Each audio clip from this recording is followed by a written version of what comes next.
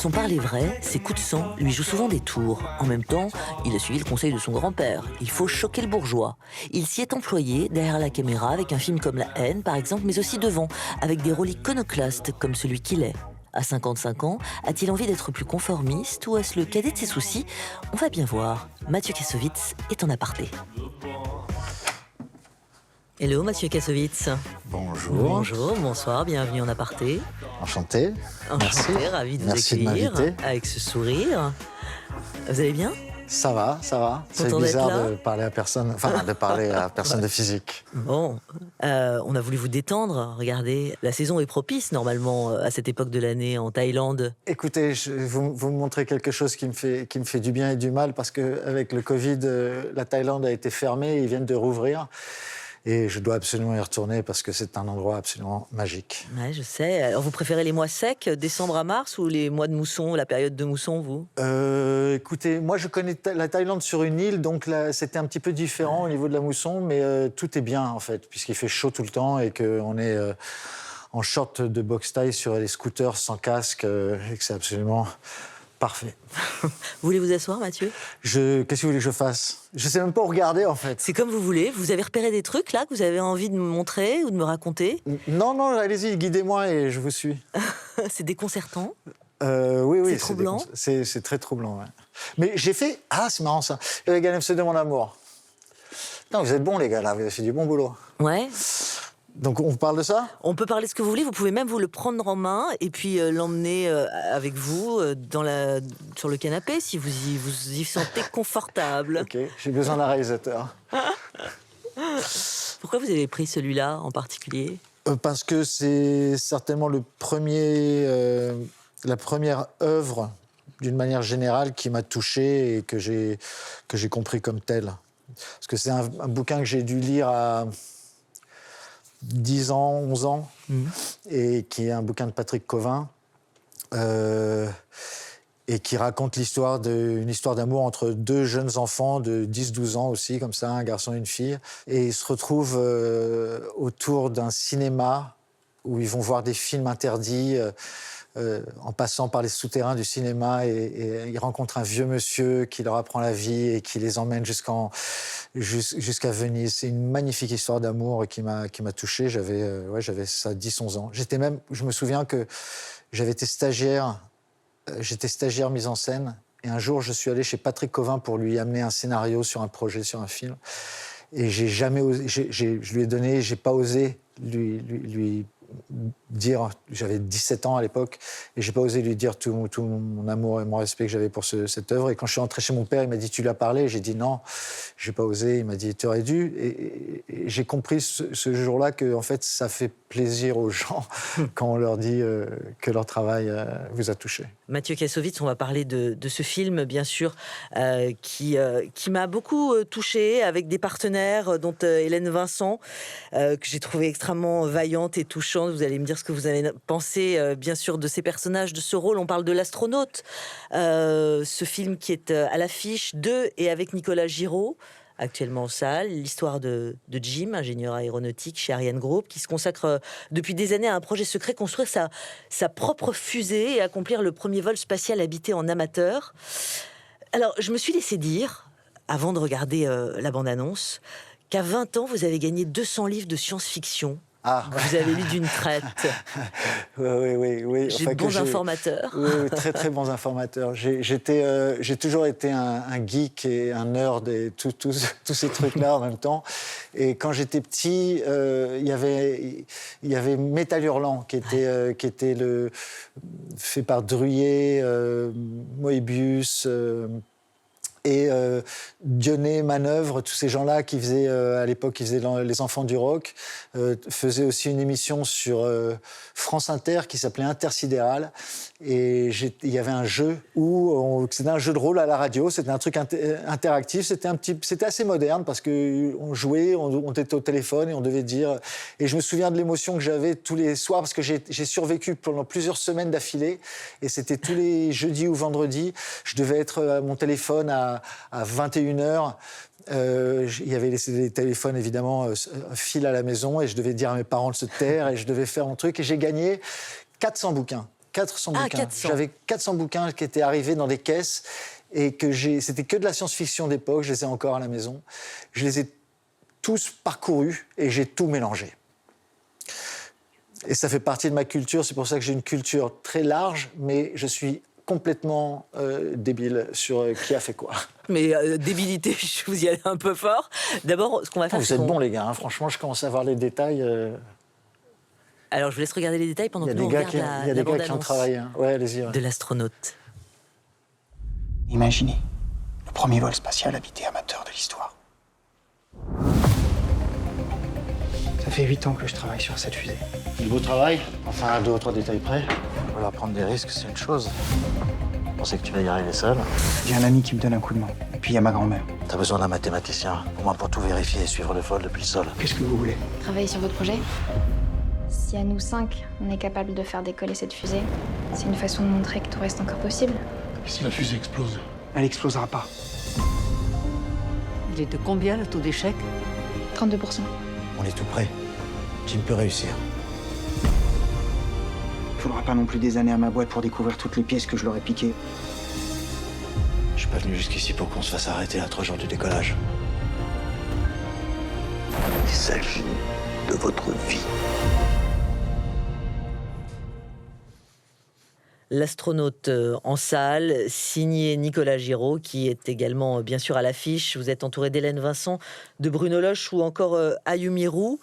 Vous avez chopé une crêpe, Mathieu, pendant la mais vous êtes bande-annonce. bon, hein. Vous êtes bon. Je sais pas pourquoi. Une crêpe fourrée de surcroît, alors faites attention de ne pas vous tâcher. Oui, non, mais vraiment, vous êtes bon. Hein. Vous êtes bon. Je sais pas comment vous faites. Comment vous avez fait ça parce que, enfin, c'est du hasard, mais j'ai fait des crêpes au Nutella hier. Ok. Mathieu, on peut se parler évidemment de ce film, L'astronaute. C'est le rêve d'un gars, de Nicolas Giraud, effectivement. Et il doit le partager avec votre personnage, Mathieu. Vous êtes Alexandre, vous vivez, dans les montagnes, après avoir été ex-astronaute de l'Agence spatiale européenne.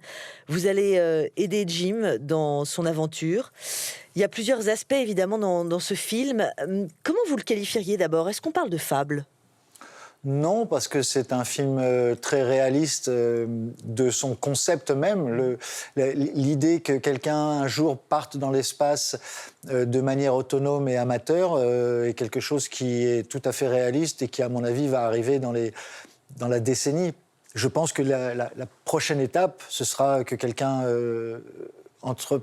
recommence l'exploration spatiale à un niveau beaucoup plus humain et continue à perpétrer cette tradition. Ouais. Le film a été créé là-dessus, et puis le film est basé sur en fait une relation entre un homme qui veut prendre des risques et sa famille et ses amis et les gens qui sont capables de l'amener à réaliser son rêve, mais éventuellement de risquer sa vie. Ouais, c'est ça, on est vraiment aussi dans l'intimité, au fond, dans la sensibilité, dans ses préparatifs, les enjeux psychologiques, les enjeux relationnels aussi, pas de chichi dans la mise en scène. Nicolas Giraud, il a mis 5 ans à accoucher de ce film, qui était hyper important pour lui. Il y a eu des difficultés financières, il y a eu des allers-retours. Il a, dit-il, tiré le diable par la queue pour mener à bien le projet. C'est ce qui vous a touché, ce qui vous a embarqué aussi à ses côtés? Non. 5 ans pour faire un film, quand on fait son 2e film et qu'on a besoin de faire un film un petit peu ambitieux, c'est tout à fait normal. Moi, je travaille sur des films. Là, je réalise un film, ça fait 20 ans que je travaille dessus, donc je ne suis pas impressionné par ça. Non, ce qui est intéressant, c'est le résultat, c'est le scénario. Qu'il ait galéré ou pas, on s'en fout. Ce qui est intéressant, c'est comment le film est perçu aujourd'hui, comment il a réussi à le faire, et puis surtout... La pugnacité qu'il lui faut pour y arriver, elle passe par son talent, elle passe pas par... il n'a pas eu à affronter des montagnes comme doit faire un astronaute qui doit avoir qui a une responsabilité physique sur lui et la vie de ses concitoyens, de ses collègues, c'est pas la même chose. Ce qui est intéressant, c'est juste que il y a une corrélation entre le personnage qui veut emmener sa fusée dans l'espace et ce réalisateur qui veut emmener son film dans les salles. Et c'est pour ça qu'il est venu me chercher aussi, parce que j'ai été ce jeune réalisateur-acteur qui se retrouve au milieu d'un film et qui doit gérer l'ensemble et qui se demande est-ce que ça va marcher, qui prend le risque et tout ça. J'ai été ça. Et donc il savait que j'aurais une certaine bienveillance pour ça, et comme ma passion de l'espace et de la science est rentrée là-dedans aussi, il savait qu'il allait avoir avec moi un bon partenaire. Je vous invite au bar. Enfin, vous avez déjà fait connaissance et vous avez déjà repéré le comptoir, mais c'est pas grave, on va y refaire escale vite fait. Juste un petit mot. Parce que vous avez la vue sur la Thaïlande. Oui. Ouais. Vous êtes bien calé là. On est allé sur les crêpes fourrées. Vos bases, c'est quoi? C'est la nourriture thaïlandaise plutôt? Moi, ma base, Ouais. non. Moi, je cuisine pour mes enfants quasiment tous les jours. C'est pas vrai. Ah bah si, c'est vrai. Ava, 15 ans, Max, 12 ans. Carmen, Ouais. elle a 21 ans, elle doit Ça cuisiner va, toute seule. Elle se débrouille toute seule, mais oui. Et vous leur faites quoi? Je leur fais. Je suis spécialiste de la pomme de terre, oignon, poivron, mélangé avec des trucs. Je suis le roi de la chipolata. Je suis un grand spécialiste du riz et de la. Ça vient de Thaïlande et de la façon de cuire le riz à la thaïlandaise.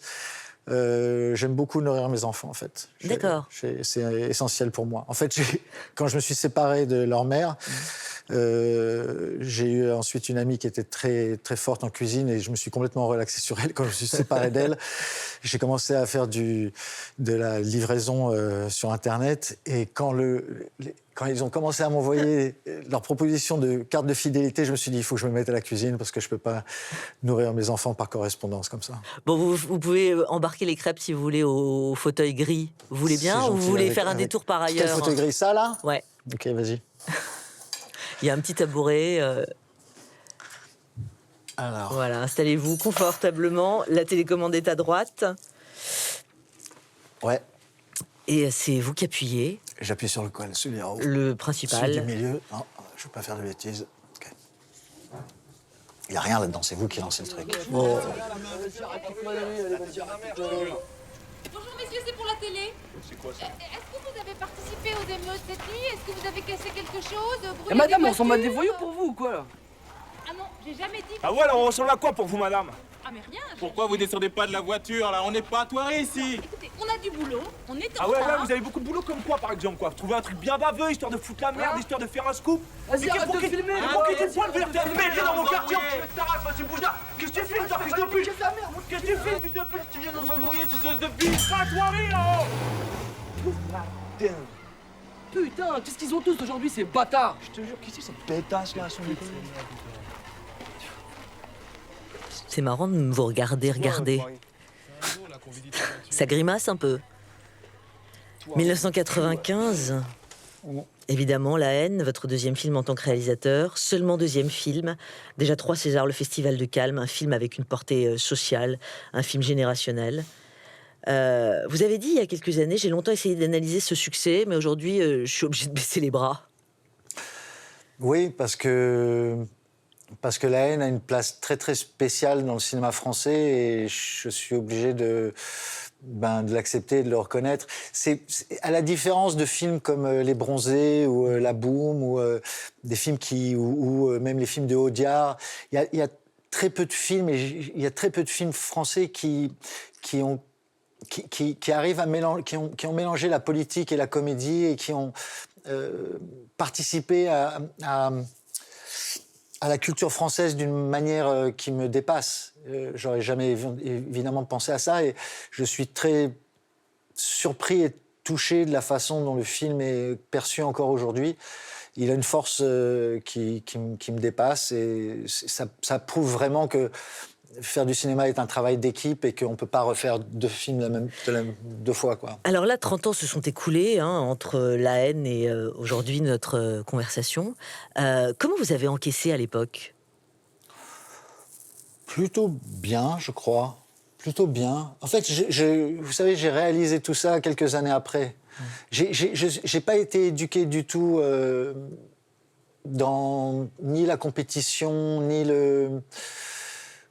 Moi, j'ai toujours vécu en tant que metteur en scène depuis que j'ai 12 ans. Je faisais des courts-métrages Super 8 Mes parents étaient des gens de mise en scène. Mon père était un réalisateur, ma mère était une monteuse.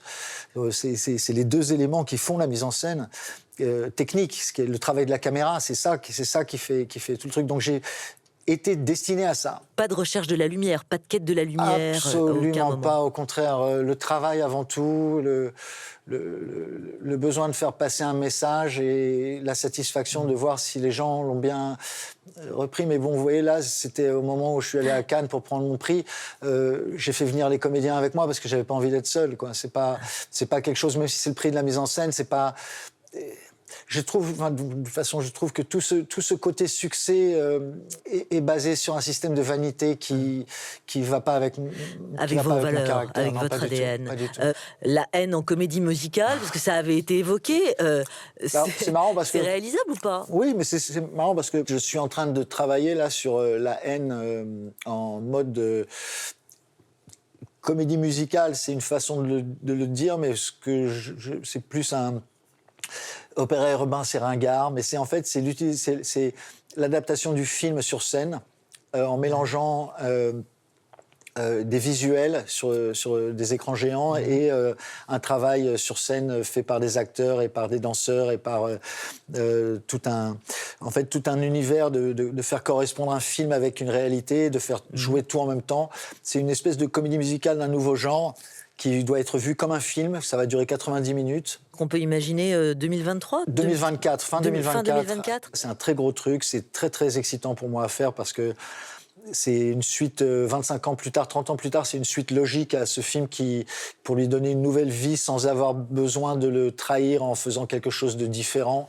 Mais on renouvelle, et pas seulement on renouvelle le film, mais on renouvelle, on essaie de créer un nouveau genre de cinéma interactif. Voilà. Donc ça va être un très gros truc, c'est dans des salles de 4000 personnes, on va les faire après dans les Zéniths de France. Alors on va continuer avec les choses que vous avez faites et avec les choses que vous avez incarnées. Vous voulez bien appuyer sur le bouton? Je suis sûr que c'est pas moi qui ai appuyé sur le bouton.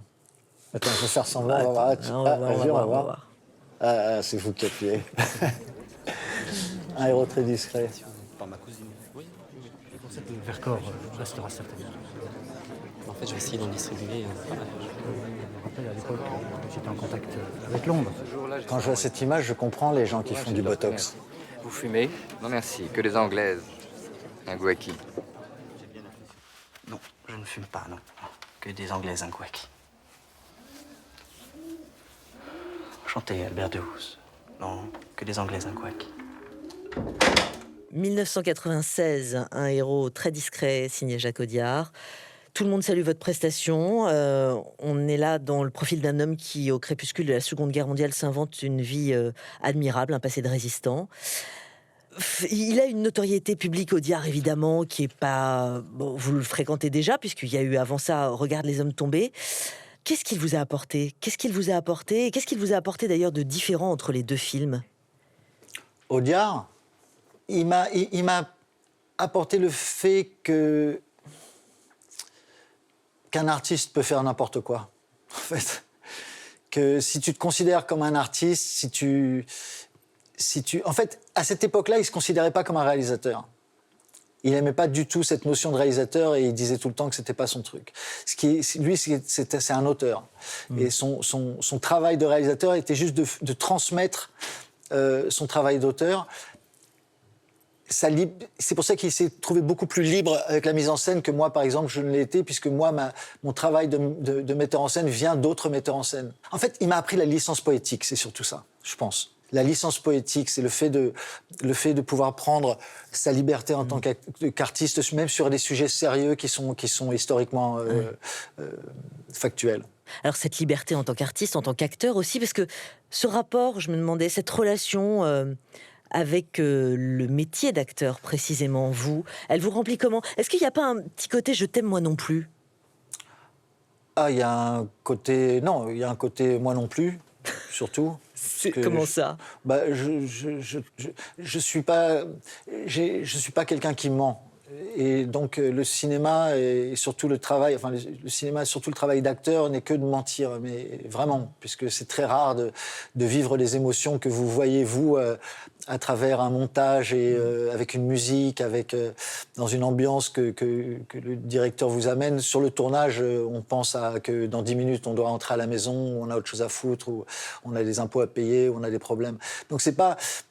On ment beaucoup au cinéma et moi, c'est quelque chose avec lequel je suis très mal à l'aise. Je me vois, par exemple, là, dans l'extrait que vous avez montré du Audiard, je me souviens, moi, de l'autre côté de la porte, avant qu'ils disent « action », de regarder dans le miroir en me disant « mais qu'est-ce que je fous là, quoi, à faire de la merde, quoi ». Mais l'intérêt d'être un acteur quand on travaille avec des bons réalisateurs, c'est d'être là au moment où ça se passe, quoi. Alors justement, Spielberg, votre dieu vivant, je crois, Costa Ouais. Gavras, Haneke, Soderbergh, Jeunet, Besson et même Terrence Malick. Tout mon cinéma, tous ces gens-là ont fait ce que je suis devenu en tant que réalisateur et même plus. Lequel vous a, j'allais dire, le plus fait sortir de votre zone de confort ?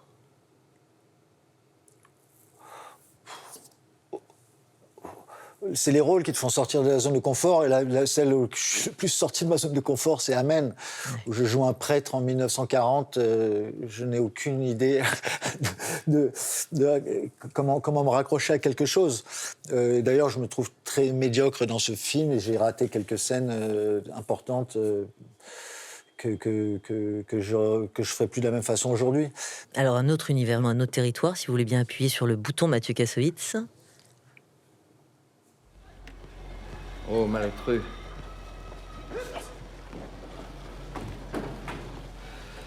Mon nom c'est Guillaume. Malotru, c'est mon clandestin. Je suis plus clandestin. Ah, pardonnez-moi, c'est l'habitude.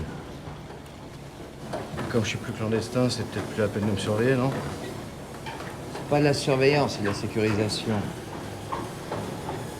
C'est vraiment utile? Ah, c'est certainement pas à vous d'en juger. Je sais, mais j'aimerais bien reprendre une vie plus simple.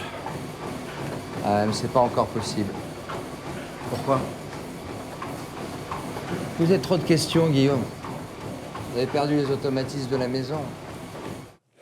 Le Bureau des légendes, série d'Éric Rochant, toujours dispo sur MyCanal, qui nous accompagne maintenant depuis plus de 5 saisons.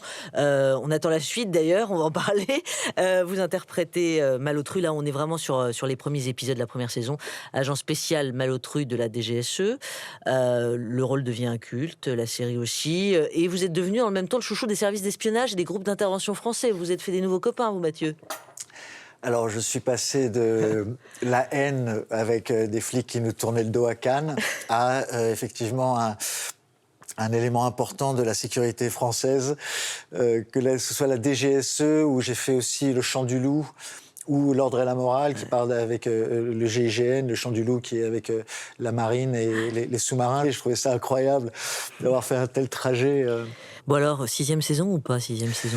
Il faut te poser la question à Eric. Moi, j'aurais adoré... Vous avez dit, il faut qu'il se repose, tout ça, ok, mais oui, ça y est, là, il s'est reposé. Non, mais là, je pense que c'est fini. Je pense que c'est vraiment, vraiment, vraiment dommage. Je pense qu'on avait eu 8 saisons dans les pattes. Mais il fallait une capacité de travail qui est très anglo-saxonne et qui est très difficile à faire en France, qui est le travail de groupe. Parce qu'on n'a pas cette façon de faire. C'est marrant que vous parliez de méthode anglo-saxonne. Là, on va carrément traverser l'Atlantique, parce que je ne sais pas si vous avez eu l'info, mais George Clooney va réaliser le remake donc américain du Bureau des légendes. Ça vous inspire quoi? Il y a un engouement, en tout cas, qui traverse... un intérêt qui traverse l'Atlantique, incontestablement. Et les Américains sont toujours à l'écoute de ce qu'on fait, parce que on offre quelque chose de différent, une autre façon de traiter le sujet, parce qu'on n'a pas les mêmes moyens. Et la façon dont le bureau a été fait, c'est comment faire un film d'espionnage quand tu ne peux pas faire une scène d'action toutes les 10 minutes. Et c'est ce qu'a compris Eric. Et la subtilité avec laquelle il a monté son histoire, maintenant, fait que les Américains, il leur a mâché le travail pour qu'ils puissent refaire, à mon avis, exactement la même chose, parce qu'à mon avis, ils vont faire exactement la même chose. Mais je pense que Clooney fait partie de ces gens qui ont l'intelligence de savoir. Ils ont cette sensibilité européenne. C'est des mecs qui ont travaillé beaucoup avec Soderbergh, des mecs comme ça, qui ont cette sensibilité européenne du cinéma, qui est un petit peu différente de leur vision. Et c'est ce qu'à mon avis, ils vont chercher. Et j'espère qu'ils vont faire du bon boulot. Mais ils feront pas mieux que nous. Vous voulez bien vous déplacer, Mathieu, et rejoindre la platine. En fait, il y a un petit tabouret, une platine. Vous allez pouvoir mettre un disque dans quelques instants, un 33 tours. Ouais, j'ai envie évidemment d'entendre vos goûts musicaux, que vous m'en parliez, si vous voulez vous installer. Je voudrais juste faire un détour par une jeune femme qui s'appelle Carmen. Carmen Kassovitz, bien sûr. Qu'est-ce que vous avez fait Alors, elle n'est pas venue, malheureusement. En revanche, elle est à l'affiche. Elle a été à l'affiche de Tempête. Là, je crois qu'on peut encore le voir dans quelques salles avec Pio Marmaille. Une série, un court-métrage aussi. Enfin, bref, elle tourne. Elle est comédienne. Et je voulais savoir ce que vous lui aviez dit. Il faut faire les choses. C'est tout ce que je lui ai dit. Fais. Tu verras plus tard si c'était une bonne idée ou pas, mais tu peux pas le savoir avant. Il faut laisser les mômes se développer et qu'ils se fassent leurs erreurs. Moi, ma fille, je lui ai dit à 18 ans, je lui ai dit, écoute, c'est simple. Ça fait 18 ans que je galère et que je travaille pour t'amener là où tu es aujourd'hui. Si j'ai fait un bon boulot, normalement, t'as plus besoin de moi. Maintenant, je suis plus ton père, je suis ton pote. T'as besoin de moi pour des problèmes, quoi que ce soit, je suis là. Mais j'ai plus rien à te dire. Si t'as un problème avec la loi, si t'as un problème, si tu te drogues, si tu choisis des mauvais mecs, si tu fais les mauvaises rencontres, j'ai rien à te dire. Je suis plus ton père à ce niveau-là. Donc tu dois. Mais je crois que je t'ai amené une assez bonne éducation jusqu'à aujourd'hui pour te faire confiance que tu ne feras pas les conneries que tu pourrais faire si je n'avais pas été présent ou si je ne t'avais pas guidé. Donc mon travail est fait. Et elle était très choquée. Je lui dis non, mais t'inquiète pas, je suis toujours là. Mais réellement, à 18 ans, tiens, fais ton truc, tu vois. Donc tout notre travail de parents, c'est de les amener à ce moment-là. Mathieu, on plonge dans votre discothèque ? Ouais. Je vois que vous avez déjà 4 bases assez solides. Sex Pistols, Bob Marley, Otis Redding, Assassin. Alors, on va aller directement à l'essentiel parce que tout est exceptionnel là, évidemment. Mais ça, c'est la base de... C'est Otis Redding. C'est Otis Redding, Sitting on the Dock of the Bay. Je vais surprendre personne. Hein. Je suis pas là pour essayer de faire mieux que les autres et dire que c'est mieux, mais... C'est tellement parfait que on me demande quelles sont mes chansons préférées. Même celui-là, c'est... Sitting in the morning sun, I'll be sitting as the evening comes,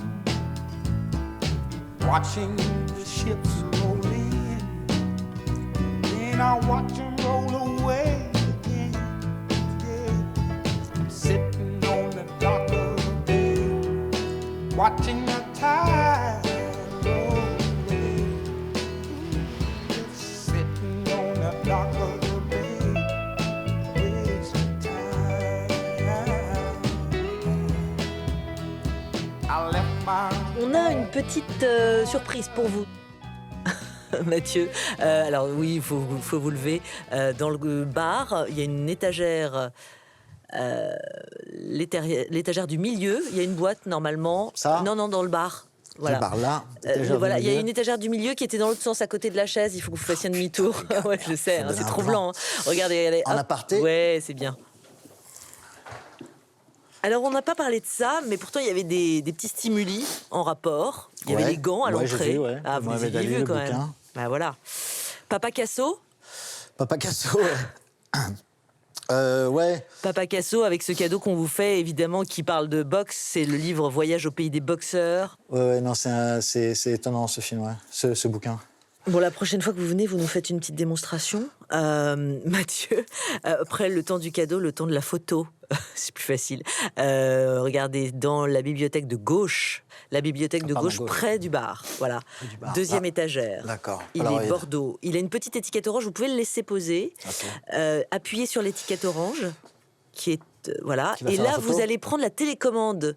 Ah, ok. C'est encore plus simple, parce que comme ça, vous faites 3 pas en arrière. Okay. Et vous pouvez être bien cadré, comme ça, c'est souvent plus flatteur. C'est... Super, ça c'est pour moi. Je vais me la ok. garder. D'accord. Merci Mathieu. Bon, le cadeau, le petit livre à emporter quand même. Ouais.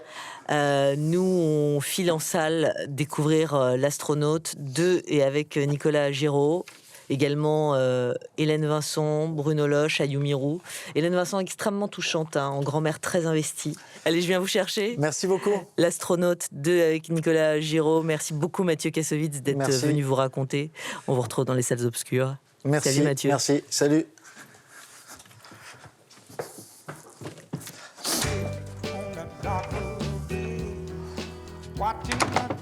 Fini de temps. Merci. on the dock of